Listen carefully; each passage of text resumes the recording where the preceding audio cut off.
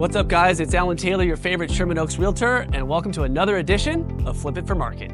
So one of the things that's really making me attracted to this house is this massive curb appeal, right? So you've got this very wide house. The house is narrow, but it's long. So it gives you this massive curb appeal. The location, come with me, the location, the curb appeal, the setting, all of these things make me want to put some money into the house. But really, in the end of the day, it's whatever the trustees want to do. We're just here to provide them with some guidance on some of the things that they can do and try to, basically put money back in their pocket, right? Because this is a really great location south of the boulevard in Sherman Oaks, right? I mean, this house could sell in its current condition anywhere from 1.7 to 1.8, maybe 1.9, who knows? But if it's worth, 2.6, 2.7, 2.8, you obviously have like a, $500,000, $600,000, $700,000, $900,000 spread between its current condition and its future value. So if you're a trustee, the question is, do I put a little money into it to make it look a certain way, or do I just sell it as is? So let me tell you our story on this one. Come on in. Again, great curb appeal, all the amazing stuff. As you can see, it's beautifully taken care of. The landscaping is great. It has amazing views of the San Fernando Valley out there in the distance. Let's keep going, I'll show you inside.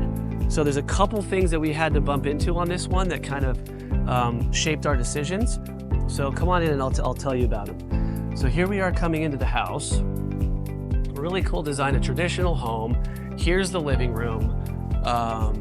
So we've kind of got this split level style house, right? You've got a living room downstairs, kitchen's on the other side of the house, and then upstairs you've got a family room with 3 bedrooms and access to the backyard. So from this downstairs level, we didn't really have any access to the backyard, but you do from this level up here, and I'll show you that in a minute. Here's the living room. So what we did here ultimately is we decided to sell this home as is, and I'll show you why in a second. But the first thing we did is we organized the furniture inside this house. This is not how it looked like when I got here. There was a lot more furniture. There was a couple other pieces that were in other locations in the house. And so we work with great designers who can kind of come in and see all the personal property inside the house, move everything around just to make sure that it looks and feels its best. Almost never do I come into a house like this and just start taking photos. We usually want to do a few things to make it nice. So come on in over here.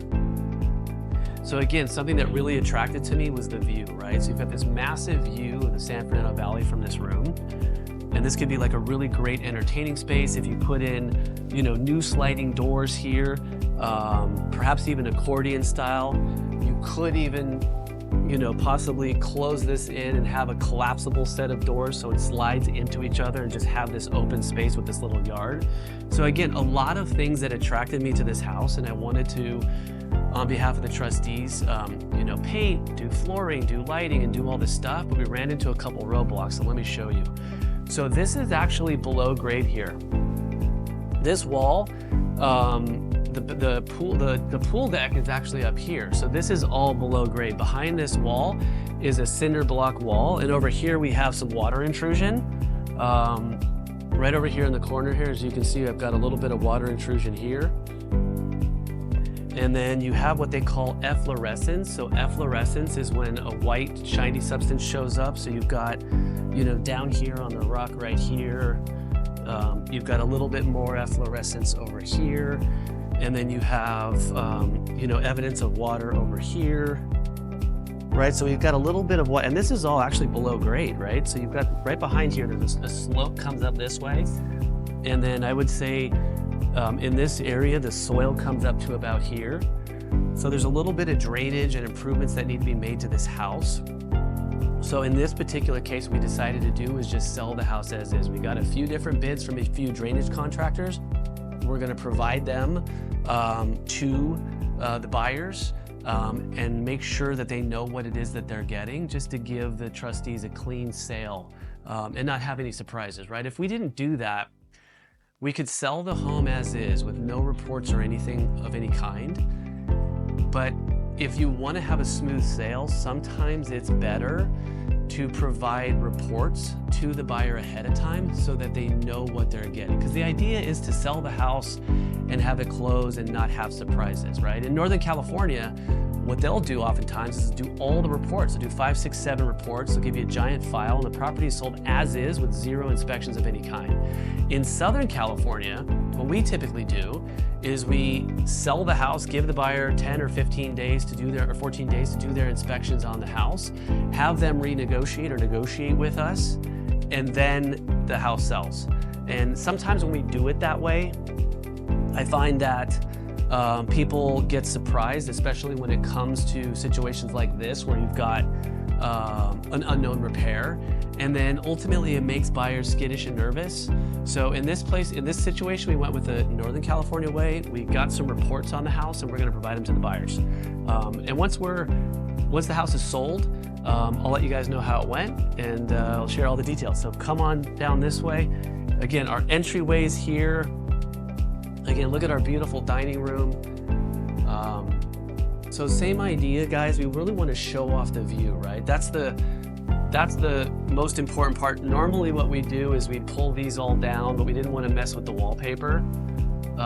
So we'll show the house, you know, in this way. That way when people walk into the dining room, boom, they can see the amazing views. And we clean the windows so they're beautifully polished. I mean, you just look right through there, boom, you see the view. So that's kind of the idea when marketing the house, again, is to show people that wherever they are in the bottom level of this house, boom, they see the incredible view. Kitchen here. So, you know, the way these houses were built in the 50s, you had all these dividing walls. So we think the buyer ultimately will take this wall down, and then let me show you over here. You've got this wall here, which separates the entry to there. And I'm not sure with the way that this could be a load bearing, but if you open this up a little bit to here and open up that wall, you'd have a view to the family room, the living room, I should say, from this side of the house. So come in here. Boom, here's our kitchen, 1950s Eden style. This is how houses were designed back in the 50s. Very formal. If you're gonna build a house today, you wouldn't do that. You wouldn't build, I mean, a house of this size, you wouldn't build an Eden kitchen. You would just make a much larger space, right? You'd take the kitchen over there, you'd move it all along this back wall here, you'd knock this wall down, and this would all be one kind of open setting. And that's kind of what we anticipate the buyer will do. But again, probably not something that the trustee wants to get into, just because it's a lot of headache and stress and time and money. But certainly making the property feel a certain way for Mark. As you can see, we set the table. We've got a nice little centerpiece there. We repositioned some of the art. We organized some of the china. We put a little pot there with the, so we put a bowl. As you can see, we've got our tea. So we just basically organize everything, make it look really pretty. Come on this way, we'll go upstairs. There's a powder room over here. Look at the linens. See how we organize those linens? And that's our designer, by the way. I have to give her credit for that. Heading on upstairs. So here's access to the pool. Check out these windows, are amazing. Again, it's architecture that just makes you excited to spend some money on the house. So here we are, we've got upstairs. This was all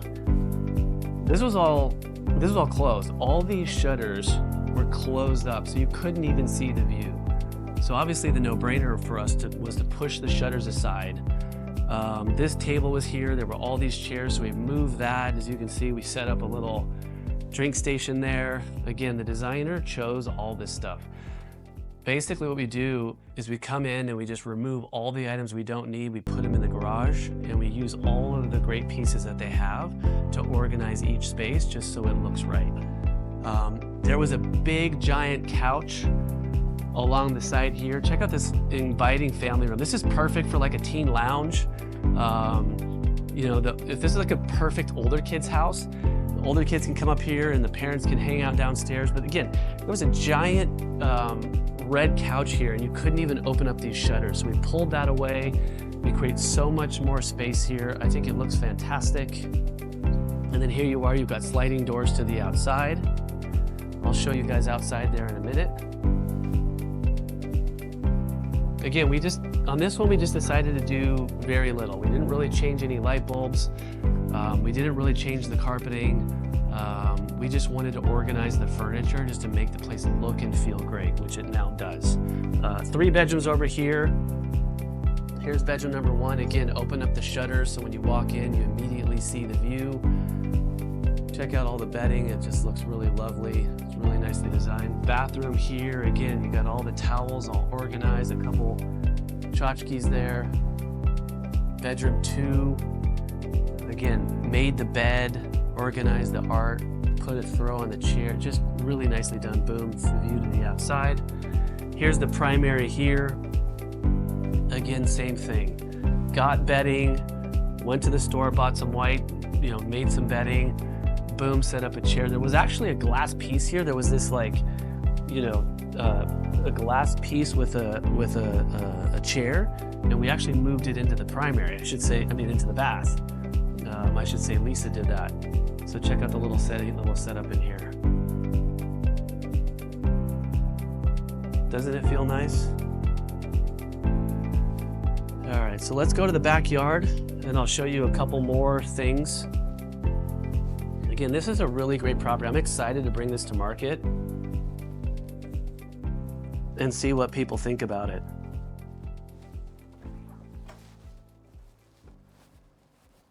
So here we've got this, split level yard situation. So down here we've got room for the kiddos to run around. You've got a basketball hoop.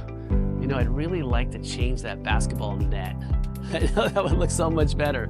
You got a little outdoor sitting area there. Come on upstairs. This part is one of my favorite parts of the house. As you can see how big and expansive. Imagine like a big old giant pergola here. You can demo out all the concrete and do those little pebbles and have a really earthy and organic, beautiful, white oak style pergola with lighting, and just have a really beautiful outdoor dining area and full view of the pool. Here's a few more parts that I'm going to show you.